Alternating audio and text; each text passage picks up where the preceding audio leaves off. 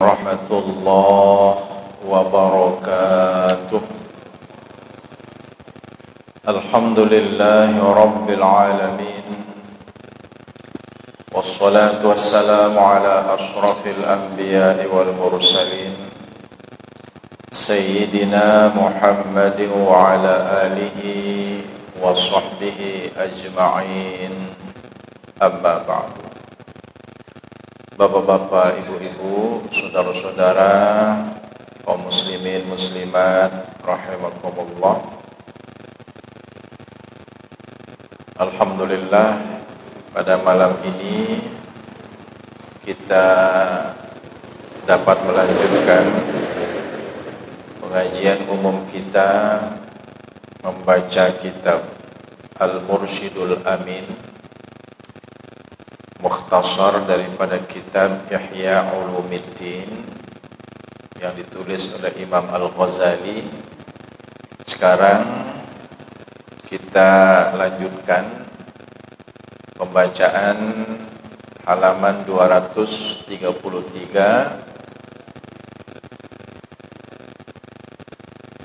masih berkaitan dengan zikrul maut, ya, mengingat mati.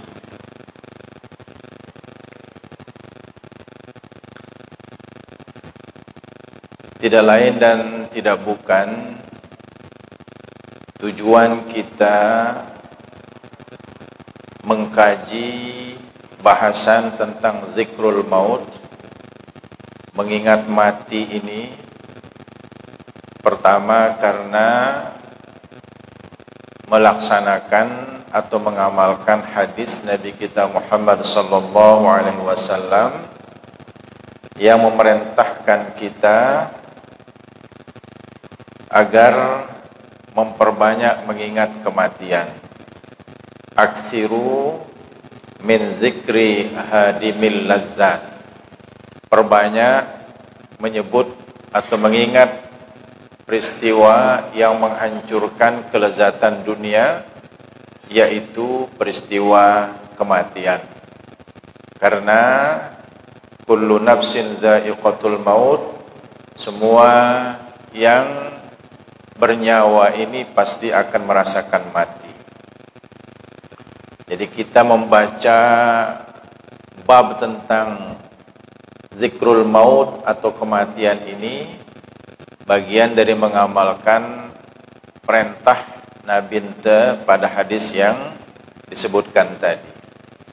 Yang kedua, tujuannya adalah agar kita bertambah semangat untuk meningkatkan amal ibadah dan meningkatkan amal-amal kebajikan lainnya, karena dialah satu-satunya bekal yang akan kita bawa ketika kematian sudah menjemput kita, dan agar kita tegas menolak tawaran-tawaran untuk berbuat dosa kemaksiatan, karena itulah yang akan memberatkan perjalanan kita mulai dari masuknya kita di alam kubur nanti. Inilah tujuan yang mulia daripada kita mengkaji bab ini. Memang bab ini ada pada bagian akhir, tapi kalau kita pakai sistem mengaji dari awal urut, tidak tahu kita kapan kita akan membahas tentang zikrul maut ini.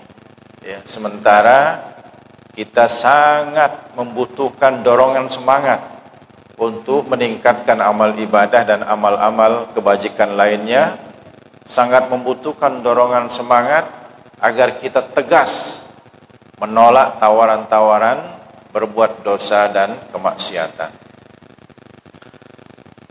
Bismillahirrahmanirrahim. Wa rawa Ibnu Abbas, meriwayatkan oleh Ibnu Abbas, annahu kana yakhruju alaihi salatu wassalam, bahwasanya pernah Nabi kita alaihi salatu wassalam keluar,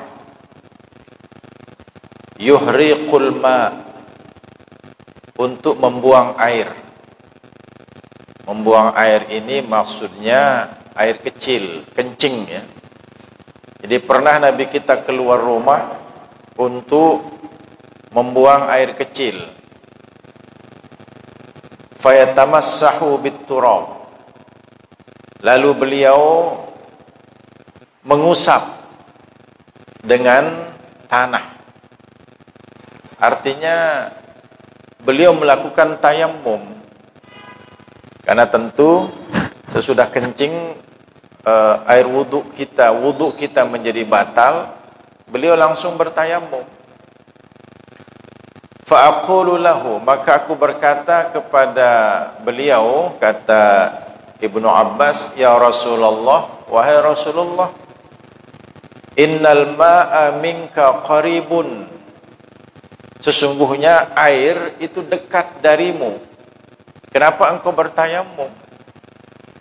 Ada air kok, tidak jauh darimu ya Rasul, kenapa tidak engkau pergi ke air itu untuk berwudu? Kenapa engkau justru tayammum?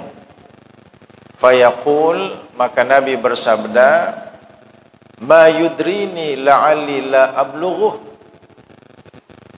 Aku tidak tahu, jangan-jangan aku tidak bisa sampai ke tempat air itu. Karena ajalku tiba-tiba dijemput, tiba-tiba dicabut oleh malakul maut. Saya tidak tahu. Jangan-jangan sebelum nyampe ke tempat air itu, aku sudah meninggal dunia, sementara aku belum berwudu. Makanya Nabi tayammum dulu, antisipasi, jaga-jaga. Lalu beliau pergi ke tempat air itu. Kalau bisa sampai ke tempat air itu, alhamdulillah ya beliau berwudu karena menemukan air. Seperti itu kewaspadaan Nabi kita terhadap kematian ini. Ya. Dekat kematian ini. Wa ruwiya, dan diriwayatkan annahu alaihi salatu wassalam, bahwasanya Nabi alaihi salatu wassalam akhadha thalathata a'wadin, beliau mengambil 3 kayu, ya, 3 potong kayu, jamak dari ud. Fagharasa udan baina yadayh, lalu beliau menanam 1 potong kayu di hadapannya, wal akhara ila jambihi, dan menanam sepotong yang lain di sampingnya. Ada yang ditancapkan potongan kayu di depannya, ada yang di sampingnya. Wa ammas salisu fa ab'adahu, adapun kain yang potongan kayu yang ketiga, fa ab'adahu, beliau menjauhkannya. Jauh tak ada tancepang ya si Nabi ente. Faqala, maka Nabi bersabda, hal tadruna ma hadha, tahukah kalian apa ini? Qalu, sahabat berkata, Allahu wa rasuluhu a'lam, Allah dan Rasulnya yang lebih mengetahui. Qala, Nabi menjawab, hadza al-insan,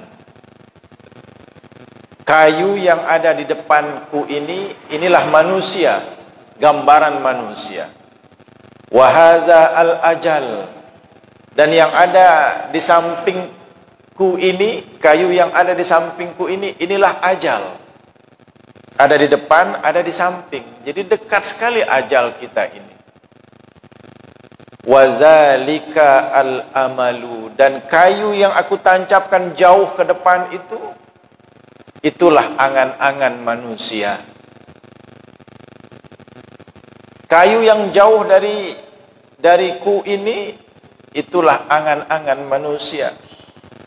Yata'atahu ibnu Adam, ingin didapatkan oleh manusia angan-angannya itu. Wa yahtalijuhul ajal, tetapi lebih dahulu ditenggelamkan dia oleh ajalnya sendiri. Dunal amal, belum tercapai cita-cita atau angan-angannya.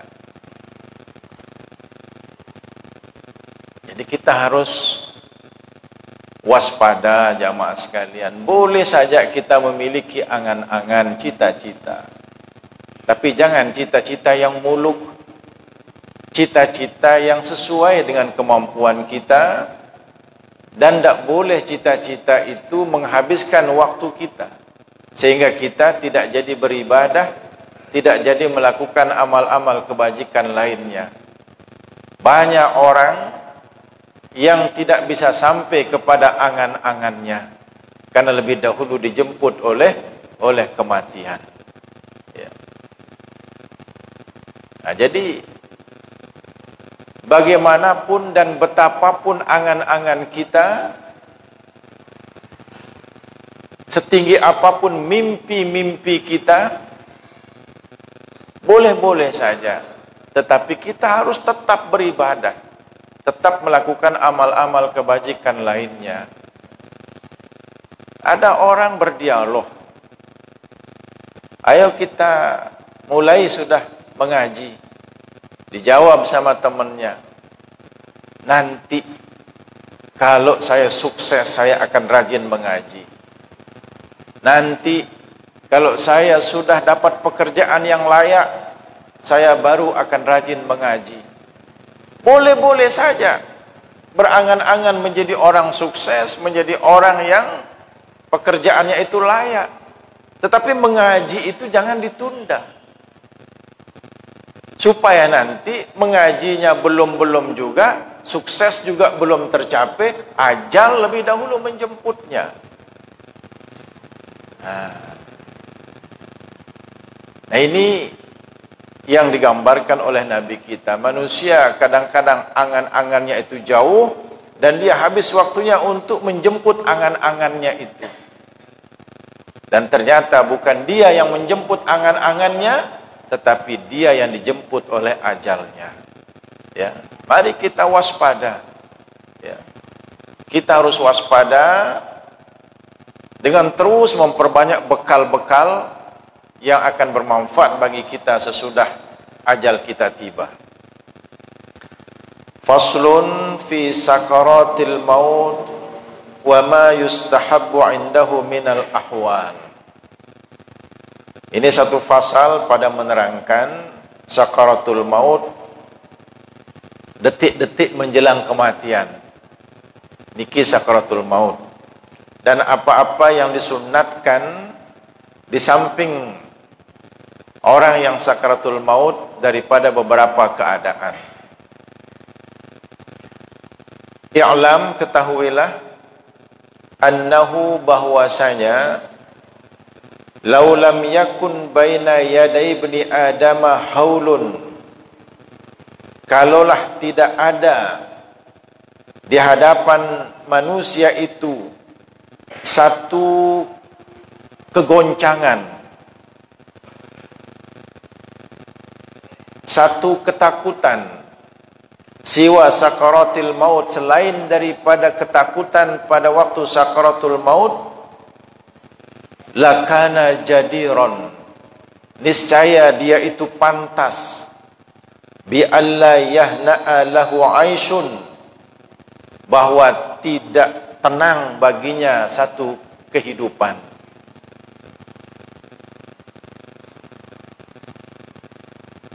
Jadi kalau ada orang menghadapi sakaratul maut, lalu dia selamat,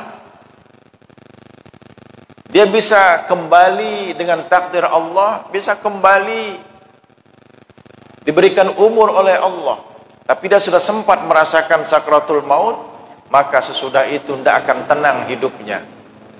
Ya, tidak akan tenang hidupnya karena kegoncangan-kegoncangan yang dia hadapi pada waktu sakaratul maut itu. Wa haqiqan, dan pastilah, bi ayyatula fihi ta'ammuluhu wa fikratuhu, menjadi panjang perenungannya, dan pemikirannya. Wa yuhsina lahu isti'dadahu wa ta'ahubahu, dan pastilah dia akan memperbagus baginya persiapan dan kewaspadaannya, ya, sebelum kematian itu tiba. Itu yang akan terjadi kalau orang sudah sempat merasakan sakaratul maut lalu diberi umur lagi oleh Allah Subhanahu wa ta'ala. Dan ini jarang terjadi. Orang sakaratul maut kebanyakan itu dijemput oleh ajalnya pada saat itu. Saya yakin atau wallahu alam, ya, tidak tahu apakah di antara kita ini ada yang pernah merasakan sakaratul maut itu lalu bisa kembali diberikan umur oleh Allah Subhanahu wa ta'ala. Tetapi orang yang sudah pernah merasakan sakaratul maut, maka setelah itu hidupnya tidak akan tenang kalau hanya mengurus urusan dunia. Dia akan terus merenung, terus berpikir untuk masa depan, terutama di kehidupan akhirat, dan dia akan memperbagus persiapannya untuk akhirat, memperbagus kewaspadaannya sebelum kematian yang sesungguhnya itu tiba. Kama qala ba'dul hukama rahimahumullahu ta'ala, sebagaimana berkata sebahagian ulama ahli hikmah, semoga mereka dirahmati oleh Allah Subhanahu wa ta'ala, karbun biyadi siwaka la tadri mata yaghshaka. Ada kesulitan di tangan orang selain engkau, dan engkau tidak tahu kapan kesulitan yang sama akan menimpamu. Jadi kalau ada kesulitan yang dihadapi oleh orang lain, kita diminta untuk waspada. Karena kesulitan yang seperti itu tidak tahu kita kapan itu menjadi giliran kita. Wa qala Luqmanu libnihi, berkata Luqman kepada anaknya, ya bunayya, wahai anakku, amrun la tadri mata yalqaka, satu peristiwa besar, yaitu kematian. Engkau tidak tahu kapan dia akan menjumpaimu. Ista'idda lahu qabla an yafja'aka, bersiap-siaplah menghadapinya sebelum kematian itu secara tiba-tiba datang kepadamu. Kita tidak tahu siapa yang lebih dahulu dijemput di antara kita oleh kematian itu. Itu yang dimaksud oleh Luqman. Amrun la tadri mata yalqaka, peristiwa besar yaitu kematian.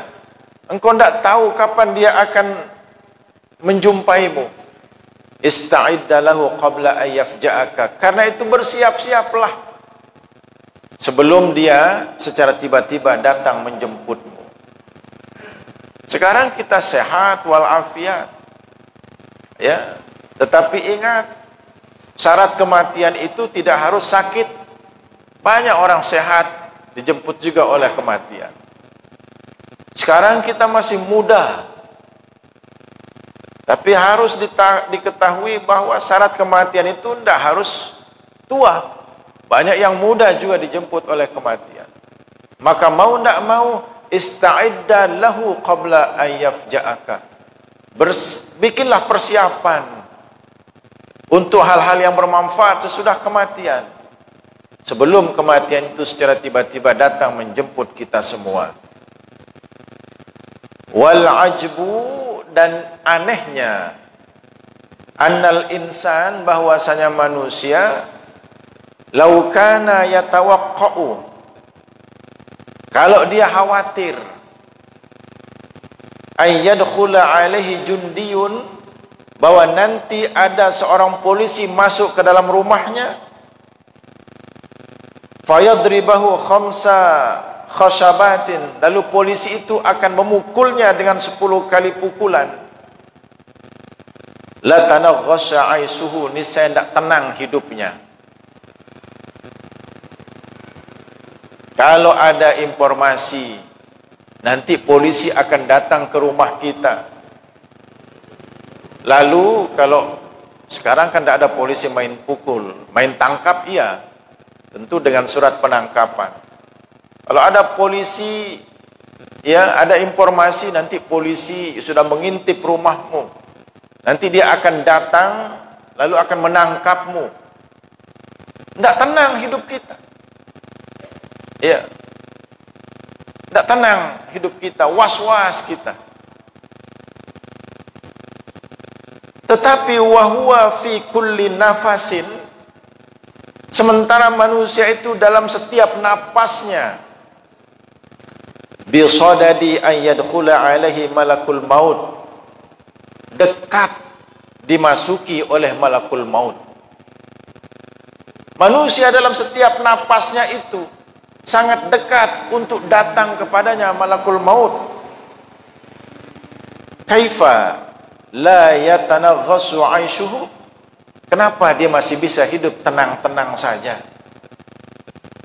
Nah, ini pertanyaan orang-orang yang soleh. Dalam setiap detik, dalam setiap hentakan jantung kita, dalam setiap hembusan napas kita, ada kemungkinan malakul maut segera datang menjemput kita. Karena dia suka datang tiba-tiba. Wal mautu ya'ti baghtatan, kematian itu suka datang tiba-tiba. Jadi dalam setiap napas kita ini bisa saja malakul maut datang menjemput kita. Kenapa kita hidupnya tenang-tenang saja, padahal amal ibadah belum seberapa, amal kebajikan belum juga seberapa. Ketika ada informasi polisi sudah mulai berangkat, satu saat polisi bisa datang menangkapmu, kita uring-uringan, sudah tidak tenang jiwa dan perasaan kita. Malakul maut juga begitu. Setiap saat dia bisa menangkap kita. Kenapa kita kok bisa hidup tenang-tenang saja?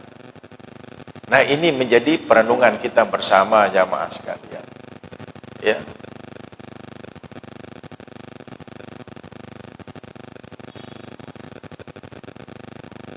Wa'alam, dan ketahuilah, anna syiddatal alami fi sakaratil maut, bahwasanya kerasnya penderitaan pada waktu sakaratul maut, la ya'rifuha illa man dzaqaha, tidak ada yang mengetahuinya kecuali orang yang merasakan sendiri sakaratul maut itu.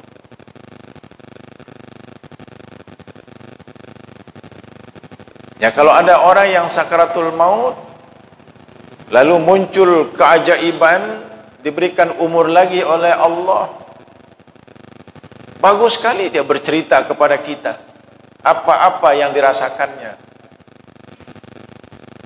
Tetapi wa man lam yazuqha, barang siapa yang tidak pernah merasakan sakaratul maut, fa innama ya'rifuha bil qiyas, maka dia bisa mengetahui sakitnya sakaratul maut itu dengan jalan qiyas. Apa arti qiyas? Dibanding-bandingkan. Alal alamil lati adrakaha, bandingkan dia dengan sakit-sakit yang sudah pernah menderita, yang sudah pernah menimpa kita. Bandingkan dia dengan penyakit-penyakit yang sudah pernah menimpa kita. Bagaimana kita pernah diimpus, pernah menggunakan selang-selang yang banyak, menggunakan oksigen, peralatan-peralatan medis yang bermacam-macam. Kita bandingkan, kita tidak pernah merasakan sakaratul maut. Tapi untuk mengetahui sakaratul maut itu, bandingkan dengan berbagai macam penyakit yang pernah kita derita. Ya. au bil istidlal, atau dengan beristidlal, mencari bukti. Buktinya apa? Bi ahwalil mauta idza syahadaha, dengan keadaan-keadaan orang yang mati ketika dia menyaksikannya. Coba kita saksikan orang yang sedang sakratul maut itu. Terlihat betapa penderitaannya. Nah, dari situlah baru kita bisa merasakan betapa beratnya sakratul maut itu. Kita saksikan keadaan orang yang sedang sakratul maut. Ya. Banyak orang yang menyaksikan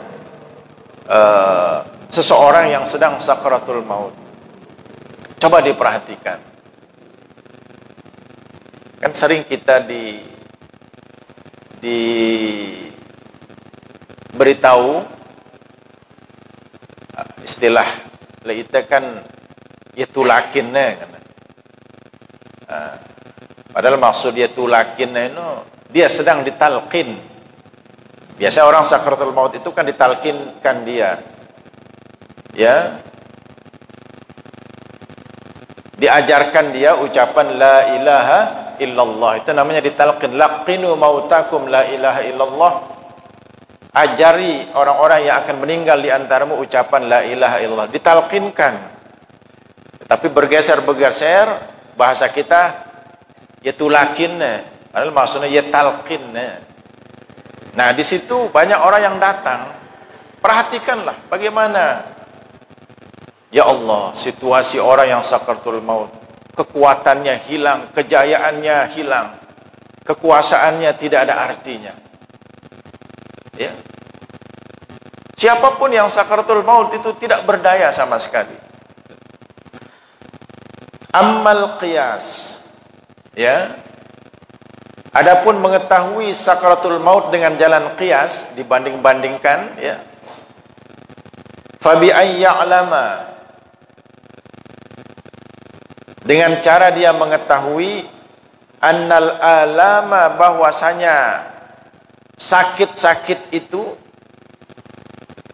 innama yasilu ila ruhi minha, hanyalah yang sampai kepada ruh daripada penyakit-penyakit itu syai'un qalil, sedikit saja.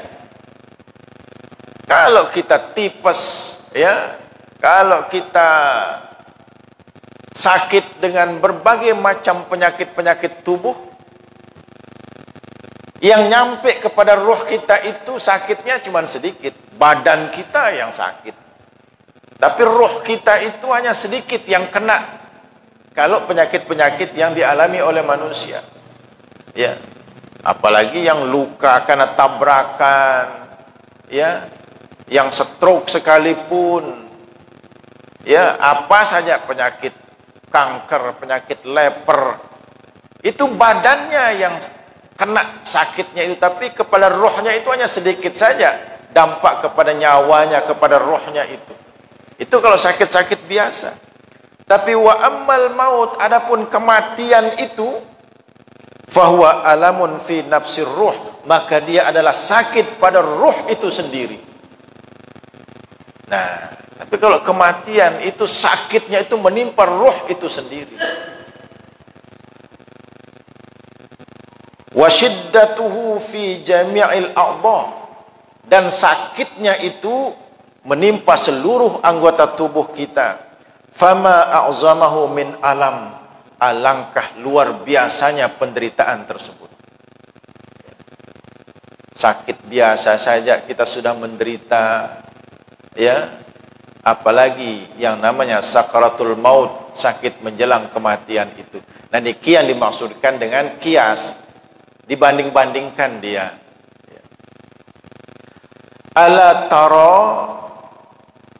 an-nara idza basyaratil jasad, tidakkah engkau lihat api itu apabila bersentuhan langsung dengan tubuh manusia, bil ihraqi, dengan membakarnya, yazidu alal jurhi alamuhu, maka bertambahlah sakitnya di atas anggota yang luka. Li'annahu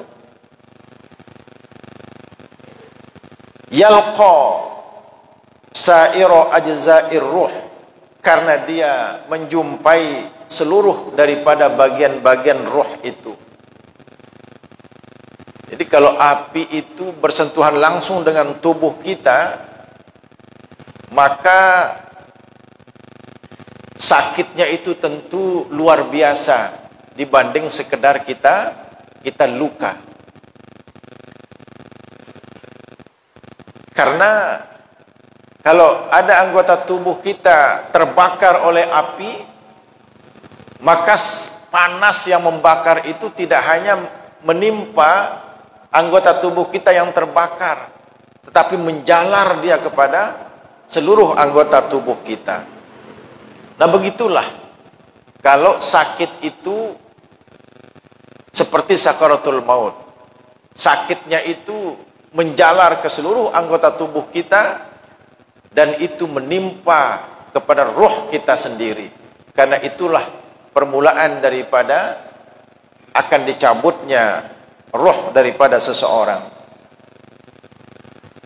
Wa innama in qata'a siyahuhu wa sautuhu, hanya saja terputus teriakannya dan suaranya. Yuk, kan dia sakit ketika sakaratul maut itu, tapi kenapa dia tidak berteriak? Kenapa suaranya itu tidak keras? Nah, kalau orang tabrakan itu kan berteriak, dia kesakitan, minta tolong. Tapi kalau orang sakaratul maut, terputus suaranya, terputus teriakannya, ma'a syiddati alamihi, padahal sakit yang dialaminya luar biasa. Sebabnya adalah li'annal karba fihi, karena kesakitannya pada sakaratul maut itu qad tas'ada ila qalbih, dia telah naik kepada hatinya. Jadi sakitnya itu telah naik ke hatinya. Wastaghraqa jami'a a'dha'ihi, dan meliputi seluruh anggota tubuhnya. Fahadda minhu, maka menjadi lemah daripadanya kullu udwin wa quwwatin, semua anggota tubuh dan semua kekuatannya. Lemah anggota tubuh ini, ya, kekuatan ini menjadi lemah karena sakit ketika sakaratul maut itu naik ke hati dan menimpa seluruh anggota tubuh. Tidak bisa berteriak lagi. Ya, beda dengan orang-orang yang sakit fisik yang belum sakaratul maut. Ya, kalau ada orang dicambuk, teriak dia. Kalau ada orang dipukul, teriak dia. Itu hanya sakit fisik. Tetapi yang namanya sakaratul maut ini, sakitnya itu menjalar ke seluruh anggota tubuh dan naik ke hatinya. Walam yabqa lahu quwwatul istighatsah, walam yabqa lahu quwwatul istighasah, tidak tersisa baginya kekuatan untuk minta tolong.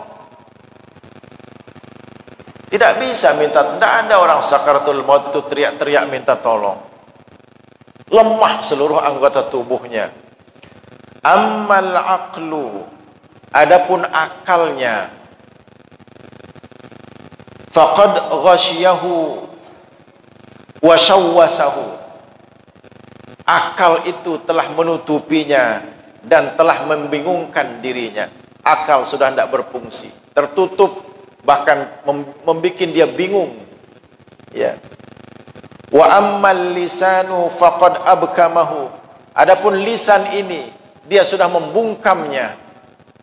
Lisan sudah tidak bisa bicara lagi. Wa ammal atrafu, adapun jari-jari tangan dan kakinya, faqad ad'afaha, sungguh dia telah menjadi lemah. Nguit-nguit tak ada bau, bergerak-bergerak tidak bisa.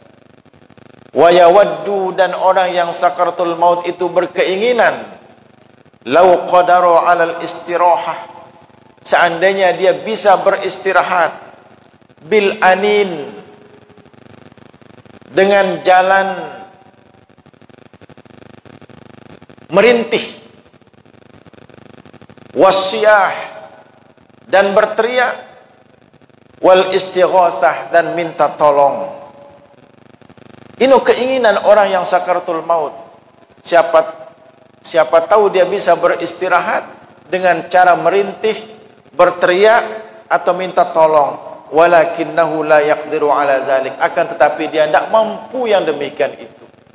Merintih, berteriak, minta tolong kadang-kadang tidak mampu dia lakukan. Karena kekuatannya ini lemah. Seluruh anggota tubuhnya lemah. Akal yang dia punya justru membingungkan dia. Lisan sudah membungkam dirinya. Jari-jari tangan dan kaki sudah sangat lemah. Fa im baqiyat fihi baqiyatu quwwatin, kalau ada tersisa padanya sedikit kekuatan, amunarak sisa-sisa kekuatan tubuhna, sumi'at lahu, ya,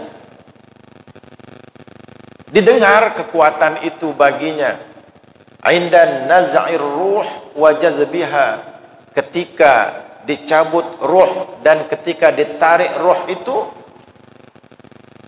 khuwaran wa ghargharatan fi halqihi, itu saja yang terdengar, suara, ya, ngorok yang ada di kerongkongannya, wasodrihi, dan yang ada di dadanya.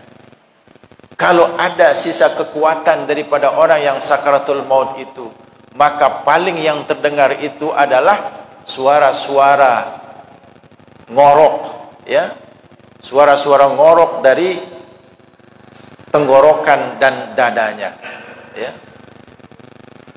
Wa qad taghayyara launuhu warbadda, dan sungguh menjadi berubah warnanya, menjadi mengkerut warnanya, hatta ka'annahu zuhara minhu turab, sampai-sampai dia itu muncul, ya, seperti tanah, alladzi huwa aslu fitratihi, yang dia adalah asal daripada fitrahnya, asal daripada penciptaannya. Mulai berubah warna kulitnya. Kadang-kadang ada yang nampak seperti tanah, yang mana tanah itu adalah asal daripada penciptaannya. Nah, itulah situasi-situasi yang dihadapi oleh orang yang sedang sakaratul maut. Tidak ada kekuatan sama sekali. Kalaupun ada sisa kekuatan, dia suara-suara mendengkur, suara-suara mendengkur, suara-suara ngorok, ya. Itulah yang terdengar dari dada dan tenggorokannya.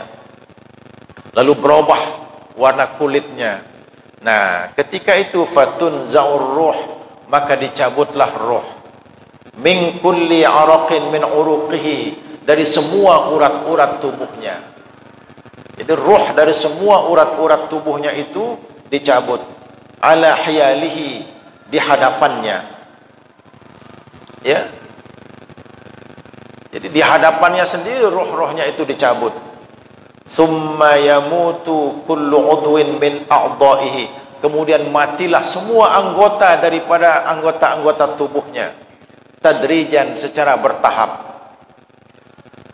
Fatabrudu awalan qadamahu, maka yang paling pertama dingin adalah dua telapak kakinya. Paling berjulu nyet dua lampak nain. Summa saqahu, kemudian dua betisnya. Summa fakhizahu, kemudian dua pahanya. Walikulli udwin sakaratun wa hasratun ala hiyaliha, semua anggota tubuh kita ada sakaratul mautnya, ada penderitaannya di hadapannya. Semua anggota tubuh mengalami sakaratul maut, mengalami penderitaan. hatta yablugha biha ilal hulqum, sehingga sampailah dengannya itu ke tenggorokan. Nah, jadi berangkat dari telapak kaki, dua betis, kemudian dua paha, terus naik sampai ke tenggorokan. Ya, jadi berangkat dari bawah itu. Pencabutan daripada roh itu. Karena diambil dari semua urat-urat anggota tubuhnya. Jadi yang paling tanda-tanda yang pertama itu adalah dingin, nyep dua lampak naik. Kemudian dingin betisnya, dingin pahanya. Itu sudah alamat. Ya, sampailah ke kerongkongan. Fa inda dzalika yanqati'u nazruhu 'anid dunya wa ahliha. Ketika sudah sampai di kerongkongan itu, terputuslah penglihatannya terhadap dunia dan anggota keluarganya. Wah, ndek tende sei-sei. Karena rohnya itu sudah nyampe di tenggorokan. Sudah sebentar lagi akan keluar, akan tercabut. Wa yughlaqu dunahu babut taubah, dan tertutuplah di situ pintu taubat. Kalau sudah roh sampai di tenggorokan, tertutuplah pintu taubat. Wa qala alaihi salatu wassalam, bersabda Nabi alaihi salatu wassalam, tuqbalu taubatul abdi ma lam yughargir. Akan diterima taubat seorang hamba selama rohnya itu belum sampai di tenggorokan. Ya. Nah, inilah gambaran para ulama kita ya, tentang dahsyatnya sakaratul maut ini, sakaratul maut itu. Makanya kita diminta juga untuk banyak-banyak berdoa, Allahumma hawwin alaina fi sakaratil maut. Ya, ya Allah, ringankan kami dalam menghadapi sakaratul maut. Amin ya rabbal alamin. Sekedar niki untuk malam ini jamaah sekalian, mari kita tetap mempersiapkan diri dengan meningkatkan amal ibadah dan amal-amal kebajikan lainnya. Jangan terlena karena kita masih muda, karena kita masih sehat. Kematian menjemput juga mereka yang sehat dan mereka yang muda. Manfaatkan waktu sebaik-baiknya untuk meningkatkan amal ibadah dan amal-amal kebajikan lainnya. Dan banyak-banyaklah berdoa agar kita diberikan kesehatan dan umur yang panjang. Amin ya rabbal alamin. Bismillahirrahmanirrahim. Alhamdulillah rabbil alamin, hamdan yuwafi ni'amahu wa yukafi'u mazidah. Ya Rabbana lakal hamdu kama yanbaghi li jalali wajhika wa 'azimi sultanik. Allahumma rabba kulli syai' bi qudratika ala kulli syai' ighfir lana kulla syai' wa la tas'alna an kulli syai' wa la tuhasibna fi kulli syai' wa a'tina kulla syai' bi rahmatika ya arhamar rahimin. Wa sallallahu ala sayyidina Muhammad wa ala alihi wa sahbihi wa sallam. Walhamdulillah rabbil alamin. Assalamualaikum warahmatullahi wabarakatuh.